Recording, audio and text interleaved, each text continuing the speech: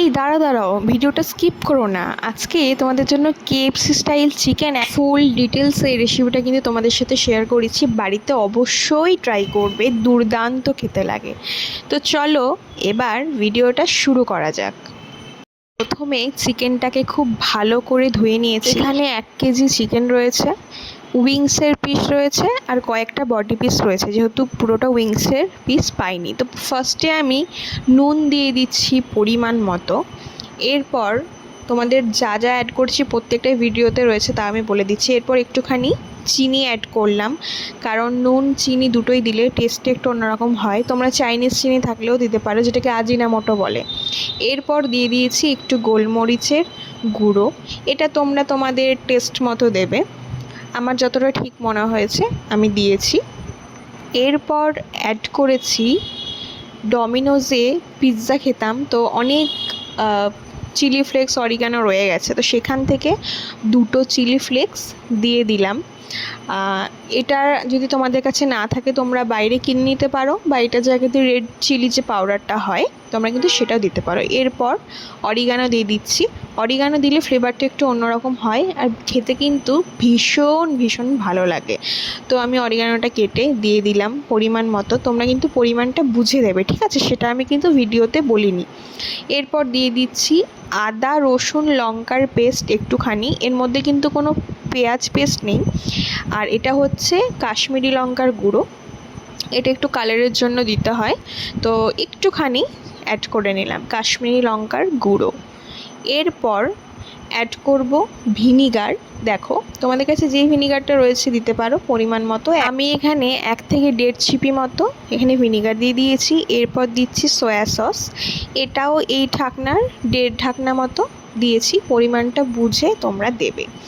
এরপর এই জিনিসটাকে পুরো ভালো করে ম্যারিনেট করতে হবে, যাতে প্রত্যেকটা চিকেনে খুব ভালো করে মশলাগুলো ব্লেন্ড হয়ে যায়।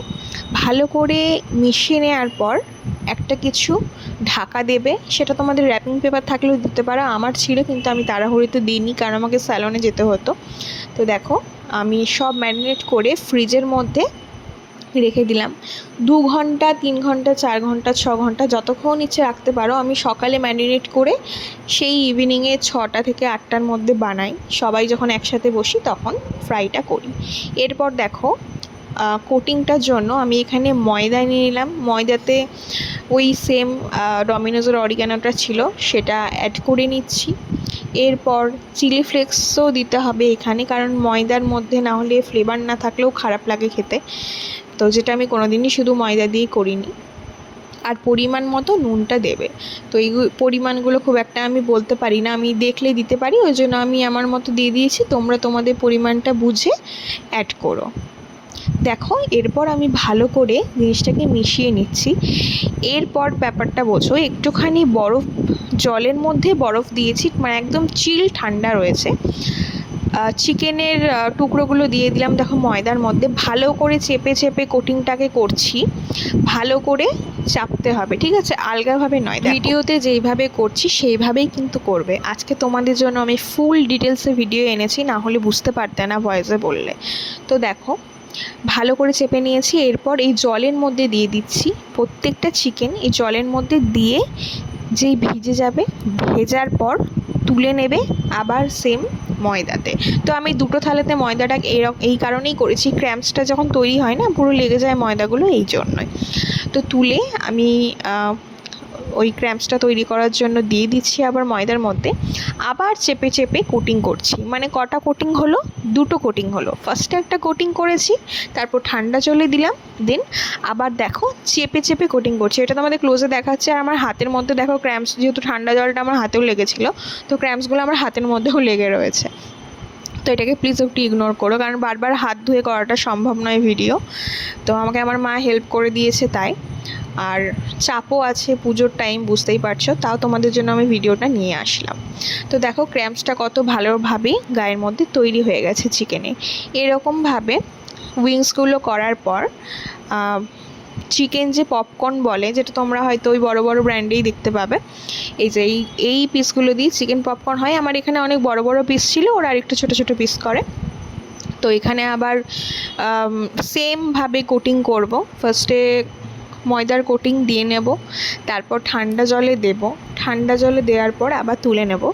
তো এটা আমি ফ্রাই করেছিলাম 6টার সময়, আর আমরা খাই 7:30 থেকে ফ্রাই করি, তখন সবাই একসাথে বসে 8টার সময় খায়।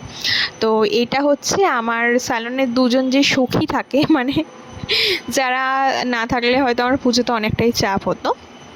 তো যে দুজন সখী থাকে তারা চিকেনের ভক্ত, ভীষণই ভক্ত, চিকেন বিরিয়ানি বলতে অজ্ঞান। তো আমি ওদের ওই জন্য বলেছিলাম তোমাদের একদিন ফ্রাইড চিকেন খাওয়াবো। তারপরে মনে হলো তাহলে আজকেই করি। তো আজকেই বলতে যেদিন করেছিলাম সেদিনের কথা বলছি, এটা আজকের ভিডিও নয়, এটা 3-4 দিন আগে করেছিলাম সেই ভিডিও। তো দেখো ক্র্যাম্পসটা কত রকম, ক্র্যাম্পসটা কি সুন্দরভাবে তৈরি হয়ে গেছে। এই সেম প্রসেসে তোমরা যে কোনো মাংসের যে কোনো অংশ দিয়ে করতে পারো। তো এরপর আমি লো ফ্লেমে ভাজবো। তার আগে তেলটাকে একটু ভালো করে গরম করে নিতে হবে। সেটা তোমরা মিডিয়াম টু হাই ফ্লেমে গরম করতে পারো, কোনো অসুবিধে নেই। ভালো করে তেলটাকে গরম করে নেবে, আর একটুখানি কোনো কিছু দিয়ে রাখবে যাতে তেলটা গরম হলে বুঝতে পারো। দেখো আমি কড়াইয়ের মধ্যে একটুখানি ক্র্যাম্পস ফেলে দিয়েছিলাম। তেলটা গরম হয়ে যাওয়ায় আমি উইংসগুলো আগে দিয়ে দিলাম।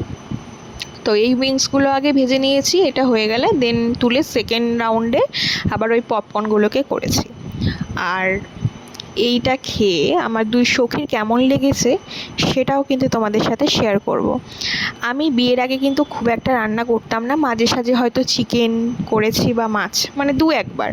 কিন্তু বিয়ের পর হঠাৎ করে আমার মধ্যে এতটাই পরিবর্তন, আমি প্রচুর কিছু রান্না করে ফেলেছি, মানে রেস্টুরেন্টের প্রচুর কিছু রান্না করে ফেলেছি।